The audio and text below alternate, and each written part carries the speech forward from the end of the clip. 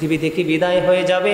পৃথিবী থেকে বিদায় হয়ে যাওয়ার আগে বন্ধু উম্মে সালমাকে কিছু মাটি দিয়ে বললেন, উম্মে সালমা এই মাটিগুলো তুমি যত্ন করে রেখে দাও, যেদিন দেখবা এই মাটিগুলো লাল হয়ে গেছে রে, সেদিনই বুঝবা আমার কলিজার টুকরা হুসাইন শহীদ হয়ে গেছে। জোরে জোরে বলেন না আল্লাহু আকবার। বন্ধু আমার সমস্ত শরীরের পশম গুরু দাঁড়িয়ে গেছে রে, কেমন নবীর উম্মত হয়েছে রে বন্ধু আমরা। আমার নবীকে চিনলাম না। নবীকে পৃথিবীতে যত বেশি সম্মান আপনি দিতে পারবেন, নবীর আহলে বাইতকে যত বেশি সম্মান আপনি দিতে পারবেন, আপনার মর্যাদা তত বেশি বৃদ্ধি হবে বন্ধু। বন্ধু 61 হিজরিতে মুহররমের 10 তারিখে উম্মে সালমা নজর দিয়ে চাইয়া দেখে রে, সবগুলো মাটি রক্তে লাল হয়ে গেছে। জোরে জোরে বলেন না আল্লাহু আকবার। উম্মে সালমা রাদিয়াল্লাহু তাআলা আনহা তিনি বলতেছেন, আমি মুহররমের 10 তারিখে আমার চোখে তন্দ্রা আসলো। তন্দ্রা যখন আসলো আমি দেখতে পাইলাম আমার নবী ধুলো বালিতে দোসর হয়ে আসে। আমি প্রশ্ন করলাম, নবী গো আপনার এই অবস্থা কেন গো? আমার নবীর দুলু দাড়ি মোবারক, চুল মোবারক দুলু বালিতে বন্ধ দোসর হয়ে আছে। উম্মে সালমা বলতেছেন, নবীকে আমি প্রশ্ন করলাম, নবী গো দুলু বালিতে দোসর আপনাকে দেখা যায়, আপনার হাতে একটা রক্ত ভর্তি শিশি দেখা যায়, নবী গো এই শিশিটা কি, বোতলটা কি? আমার নবী ডেকে ডেকে বলছে, সালমা রে আমি এখন কারবালার ময়দান থেকে এসেছি, আমি 72 জন শহীদের রক্ত এই বোতলের মধ্যে আমি ভরাট করেছি। জোরে জোরে কোন আল্লাহু আকবার। বন্ধুরে আমার, একদিকে নবী পৃথিবী থেকে যাওয়ার সময় এই মুজিজা, এই গায়েবী খবর দিয়ে গেছেন। এটা কি গায়েবের খবর কিনা বলেন? এটাকে সৃষ্টির কেউ জানে? কথা বলেন না কেন? আর একদিকে একটা শিশি বোতলের মধ্যে 72 জন শহীদের রক্ত। কতজন? কথা বলেন না কেন? 72 জন শহীদের রক্ত। ও বন্ধু, এটা হলো নবীজির মুজিজা। 1400 সাহাবীর খাবার একটা পাতিলে, 1500 সাহাবীর গোসলের পানি বন্ধু একটা পাত্রে। এগুলো বন্ধু নবীর মুজিজা ছাড়ার কিছুই নয় বন্ধু। এদিক দিয়ে হযরতে জয়নব রাদিয়াল্লাহু তাআলা আনহা ডেকে ডেকে বলছেন, কারবালার পূর্বক্ষণে ডেকে ডেকে বলছেন, ভাইজান আপনি এই যে ইয়াজিদ বাহিনী পুরো প্রস্তুতি নিয়েছে গো, তাঁবুর চতুর্দিকে আগুন ধরিয়ে দিবে, সব কিছু লুণ্ঠন করে নিয়ে যাবে গো। ইয়াজিদ বাহিনী পরিপূর্ণ প্রস্তুতি নিয়েছে, আপনি কি প্রস্তুতি নিয়েছেন? এবার হুসাইন রাদিয়াল্লাহু তাআলা আনহু ডেকে ডেকে বলছে, বোন রে আমিও সেই পুরো প্রস্তুতি নিয়ে নিয়েছি। কই কি প্রস্তুতি নিয়ে নিয়েছেন? কই আমার এই মুহূর্তে আমার চোখে তন্দ্রা আসলো, আমি আমার নবীর সাথে আমার নানার সাথে দিদার হয়ে গেল। আমার নানা আমাকে ডেকে ডেকে বলছে, হুসাইন কিছুক্ষণের মধ্যেই তোমার সাথে আমার দেখা হবে। তার মানে আমি শহীদ হওয়ার জন্য প্রস্তুতি নিয়েছি বন্ধু। ও বন্ধু, হযরত জয়নব কাঁদতেছে, তার চোখের পানি পড়তেছে। এক এক করে বন্ধু যুদ্ধ শুরু হয়ে গেছে। সর্বপ্রথম বন্ধু আলী আকবর চলে গেলেন একক যুদ্ধ করার জন্য। কিসের জন্য? যুদ্ধ করার জন্য। যখন হযরত আলী আকবর যখন চলে গেলেন বন্ধুরে আমার, চলে যাওয়ার পরে যুদ্ধক্ষেত্রে চলে গেলেন, ইয়াজিদ বাহিনীকে বন্ধু লণ্ডভণ্ড করে দিলেন। তারা চতুর্দিক দিয়ে বালু উড়িয়ে দিল। এই দিক দিয়ে বন্ধু একেবারে রৌদ্রটা ছিল অত্যন্ত উত্তপ্ত ছিল রৌদ্রটা। এত রোদ বন্ধু ধুলোবালি উড়িয়ে পুরো ময়দানটা অন্ধকার করে দিয়েছে। বন্ধুরে আমার, কিছুক্ষণ যুদ্ধ করার পরে বাবার কাছে চলে আসলেন হযরত হুসাইন রাদিয়াল্লাহু তাআলার কাছে। বাবা বাবা গো, একটু পানি দাও, একটু পানি যদি দিতে পারো। আল্লাহ আল্লাহ আল্লাহ আল্লাহ আল্লাহ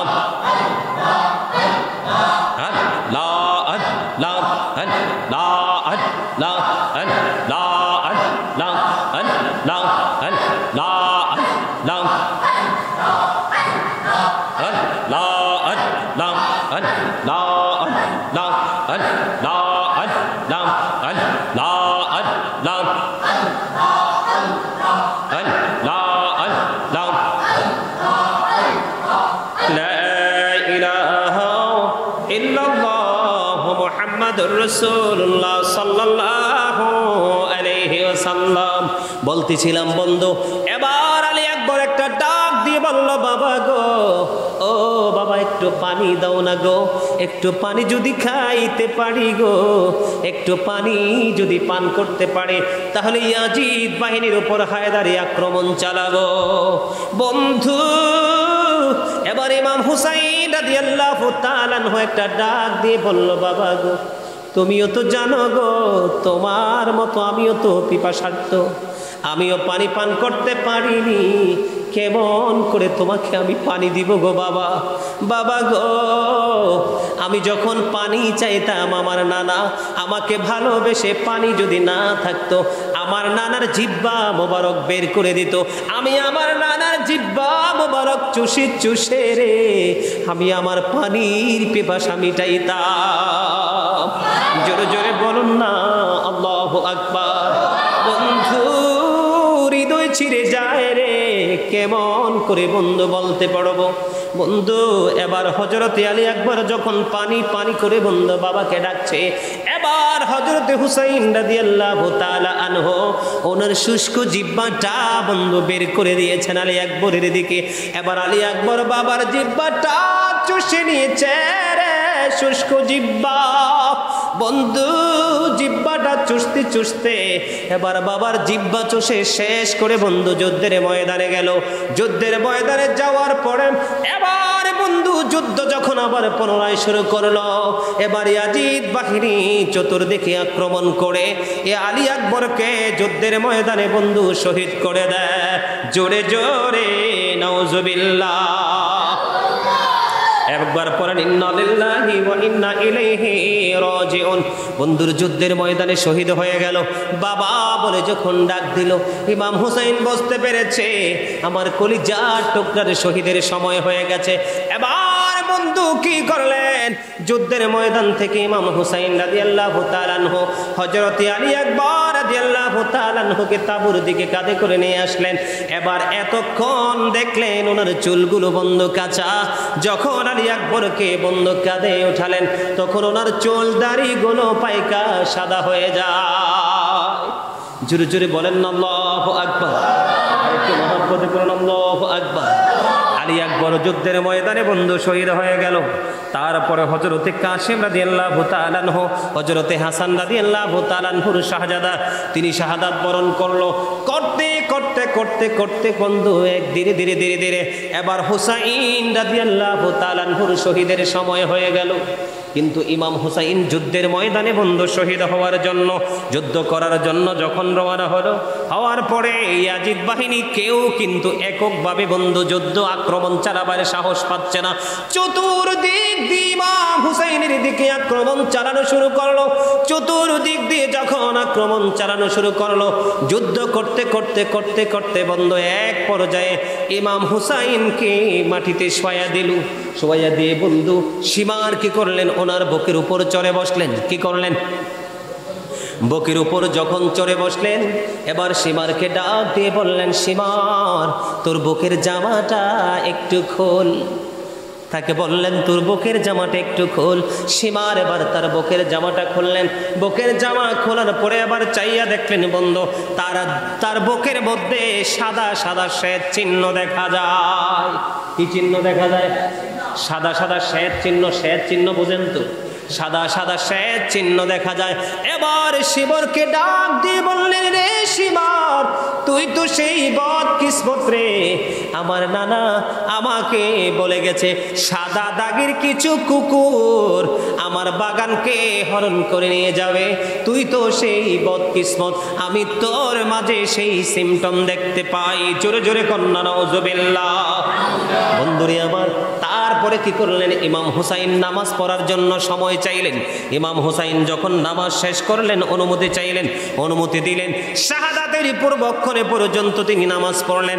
নামাজ শেষ করার পরে বন্ধু ওনাকে শহীদ করে দিল। শহীদ করার পরে ওই ইয়াজিদ বাহিনী বন্ধু ক্ষান্ত হয় নাই। ওনার সমস্ত মাথা মোবারক, দেহ মোবারকের মধ্যে কুফার প্রান্তরে বন্ধু, কুফায় এই মরুর প্রান্তরে এই দেহের উপর ঘোড়া দিয়ে বন্ধু পদদলিত করেছে। জোরে জোরে কন্যা নাউজুবিল্লাহ। বন্ধুরে আমার, ইমাম হুসাইন যখন শহীদ হলো পুরো আসমান বন্ধু কালো হয়ে গেছে। কি হয়ে গেছে? পুরো কালো, পুরো আকাশ বন্ধু কালো হয়ে গেছে। জিনেরা পর্যন্ত কান্না করেছে।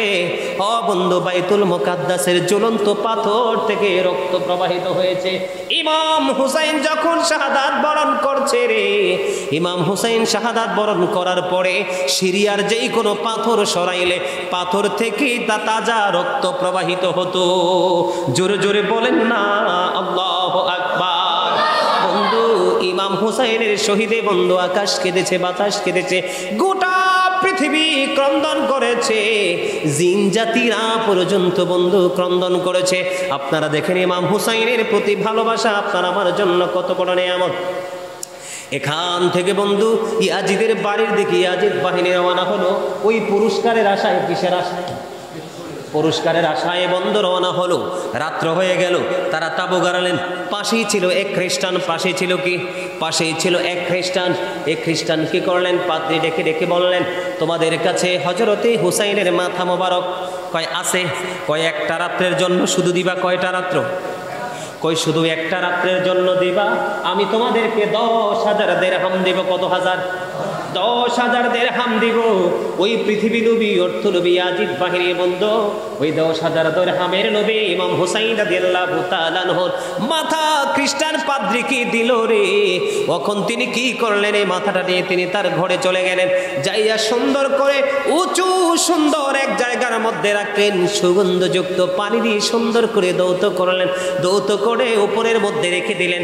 রাইখা বন্ধু সারা রাত ইমাম হুসাইন রাদিয়াল্লাহু তাআলা আনহুর মাথার দিকে তাকাইয়া তাকাইয়া সারাটা রাত বন্ধু ক্রন্দন করেছে, কান্না করেছে। আর তিনি বলতেছেন, আমি দেখতে পাইলাম, আমি যখন সুন্দর করে যখন ইমাম হুসাইনের পুরো মাথাটা সুন্দর করে ধুইলাম, সুগন্ধযুক্ত করলাম, আমি দেখতে পাইলাম নুরানি একটা সাদা রঙের পাথর তার মাথার চতুর্দিকে তাওয়াফ করতেছে। জোরে জোরে কন্যা সুবহানাল্লাহ। বন্ধু, সকাল যখন হলো তিনি কি করলেন? কালেমা পড়ে খ্রিস্টান মুসলমান হয়ে যায়। জোরে জোরে বলেন না সুবহানাল্লাহ। আরো জোরে বলেন সুবহানাল্লাহ।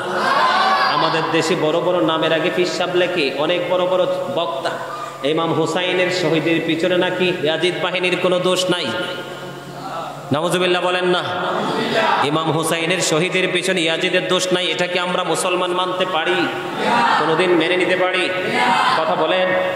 বন্ধুরি আমার, অনেক রাত্র হয়ে গেছে, আর বিশেষ করে এত গরমে এত লম্বা সময় আলোচনা করা যায় না। 1 ঘন্টা 2 বাইতকে ভালোবাসে মৃত্যুর আগ মুহূর্ত পর্যন্ত তাদের প্রতি আল্লাহ রাব্বুল আলামিন রাজি হয়ে যায়।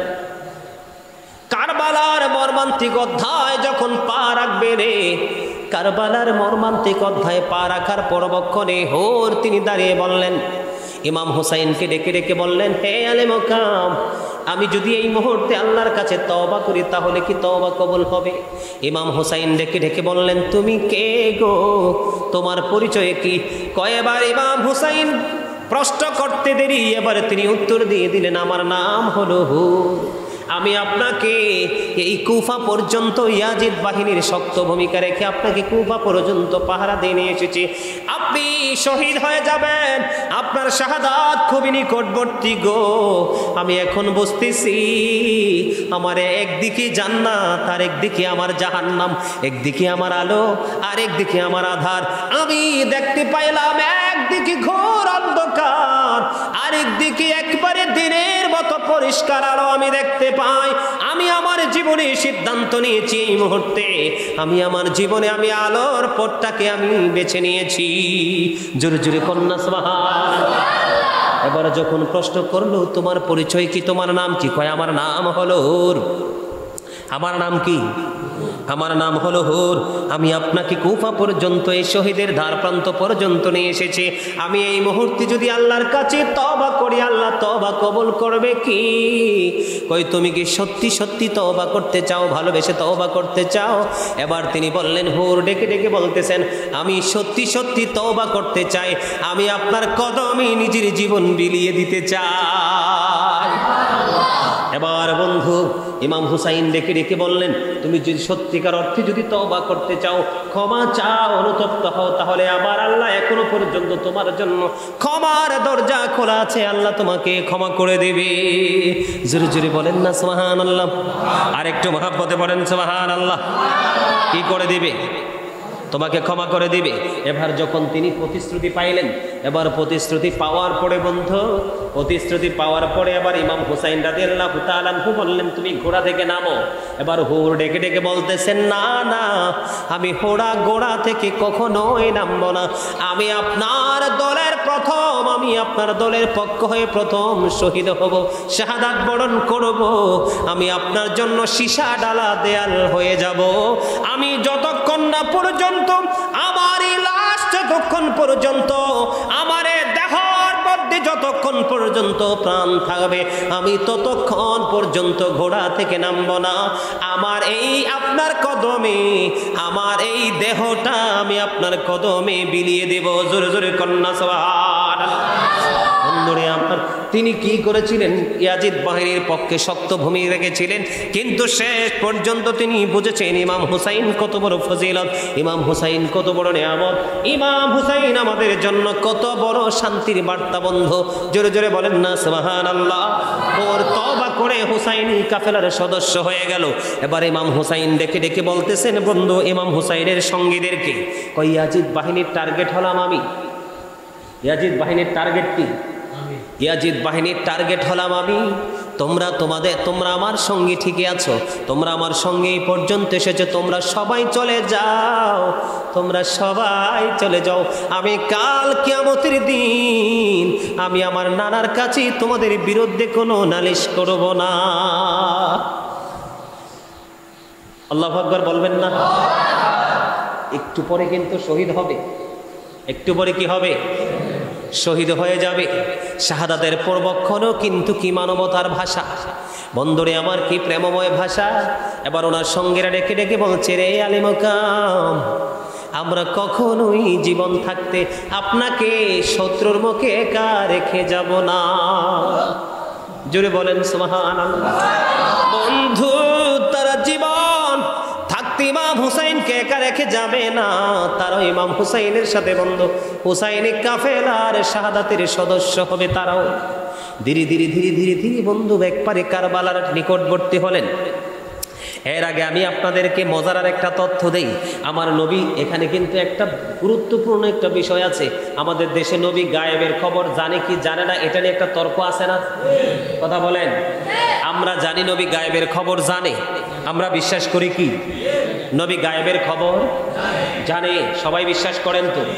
এখানে একটা এক্সাম্পল বন্ধু, ইমাম হুসাইন যে 61 হিজরিতে শাহাদাত বরণ করবে। কত হিজরি? 61 হিজরিতে শাহাদাত বরণ করবে, এটা আমার নবী আগে জানতেন।